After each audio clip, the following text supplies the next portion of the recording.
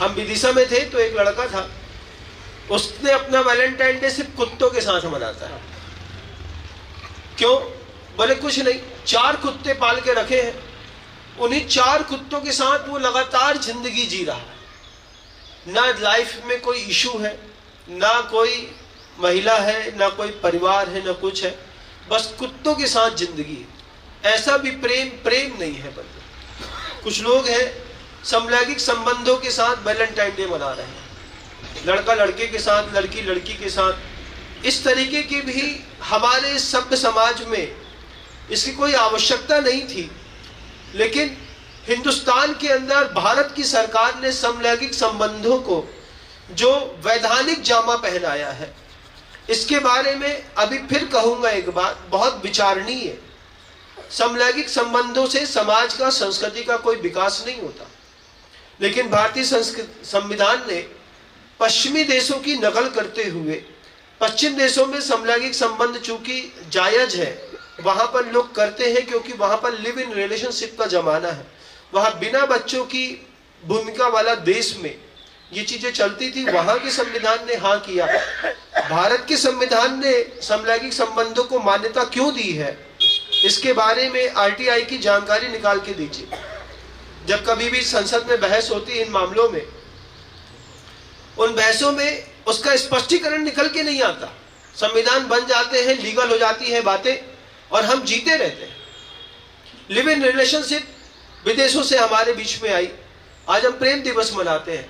एक नंबर का घटिया प्रेम है, थोड़ा भी सेक्रीफाइस करने की ताकत नहीं है दोनों की एक दूसरे के बीच के अंदर, एक दूसरे को समझने की कोई स्थिति नहीं है। उसके बाद भी अगर आप वैलेंटाइन डे मनाते हैं, गुलाब का फूल दे रहे हैं, सिर्फ देह को चाटने का नाम वैलेंटाइन डे नहीं है, इस बात को ध्यान रखिए। प्रेम एक ऐसी ऊंची चीज होती है, प्रेम कहता है तुम दुनिया में कहीं भी रहो, हम तुम्हारी तरक्की के लिए भगवान से यहां पर बैठ करके भी प्रार्थना करेंगे।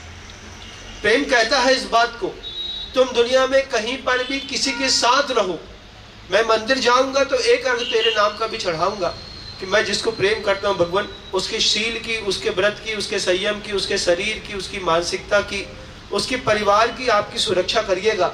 इस भाव के साथ अनर्घ पद प्राप्त है, अर्घम निर्वपामति स्वाहा। जब आप ऐसा कहते हैं तब तो आपका वह प्रेम दिवस मनाना सार्थक हो जाता है। और वो भी एक दिन क्यों, प्रतिदिन। गुरुजी के बारे में मैं सोचता हूं, मेरे बारे में भी गुरुजी सोचते होंगे, वहां से वो भी सोचते होंगे कि लड़का है, इसको कुछ बोला नहीं था, इसके बाद भी ये लगा हुआ है, ये लगा हुआ है, तो वहां से आशीर्वाद देते हैं। तब जाकर के ऐसी दादियों को, परिवार के लोगों में चेतना जागृत होती है, उठती हैं, खड़ी होती हैं। आप एक कल्पना करके देखिएगा, एक परिवार का सदस्य नगद राशि लेकर के यहाँ पर लेकर के आ गया, मंदिर बनाने के निर्माण को लेकर के। परिवार में क्या भूमिका बनी होगी? जब अनुभव कर रहे होंगे घर के अंदर, तो चर्चा कर रहे होंगे, हमने एक बोली ली है, हाँ माँ आपने बोली ली है तो पैसे नगद दे दे, हाँ दे दो, पापा के पड़े हैं तो हम निकलवा दे, हाँ जो हम चेक में साइन कर देते हैं। चेक में साइन किया होगा, नहीं तो गड्डी गोदाम से, दुकान से लेकर के आए होंगे, तैयार किया होगा, पत्नी को बताया होगा, घर का माहौल बदला होगा, गाड़ी में बैठे होंगे, घर से शुभ भाव के साथ रखे हैं, पैसा लेकर के चले, महाराज वहां पर है, महाराज को सामने अपन समर्पित करके और सौभाग्य प्राप्त करेंगे। सिर्फ दान मुंह से नहीं बोला जाता, जब हम दान बोलते हैं तो हमारे पूरे परिवार का वातावरण बदलता है। आप 100 रुपए के दान के लिए मैं आप सबसे कहता हूं, दुनिया भर के लोगों से, जब भी मैं दान की बात करता हूं तो आपका दान आपके परिवार के पाप की ताकत को खत्म करता है। आपको लगता है कि मैंने छोटी सी बात कही है, आप उसको भी पूरा नहीं करते हैं।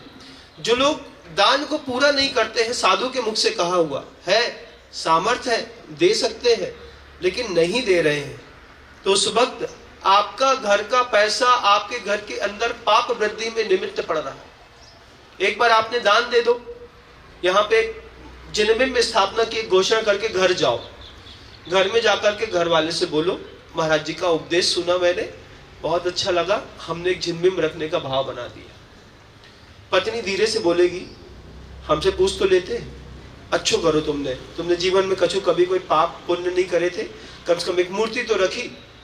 पत्नी को अच्छा लगा, आपको अच्छा लगा, 2 जवान बच्चे होंगे घर के अंदर, उनको पता चलेगा कि हमारे पिताजी ने जिनबिंब रखा है, वो सोचेंगे मंदिर में मूर्ति रखी पापा ने, गजब, हाँ हो जाएगा पापा, हो जाएगा, आप चिंता नहीं करो, सब हो जाएगा। पिता खुद सामर्थ्यवान था, लेकिन एक दान की घोषणा करने पर पूरे घर का माहौल बदलता है, घर के अंदर चर्चा चलती है।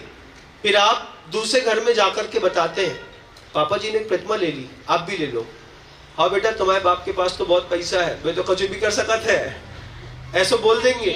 लेकिन जब इसका कार्यक्रम फंक्शन हो रहा होगा,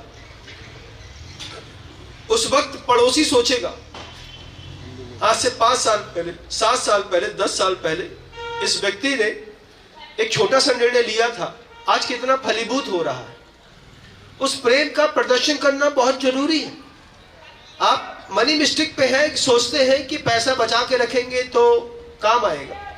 मैं हमेशा लोगों से ये बात कहता हूं कि भैया मंदिर बनाओ, मंदिर बनाओगे तो हॉस्पिटल नहीं बनानी पड़ेगी, और मंदिर नहीं बनाओगे तो पैसा तो हॉस्पिटल निर्माण में जा ही रहा है। कुछ लोग हमसे कहते हैं महाराज जी हॉस्पिटल निर्माण की बात नहीं करते।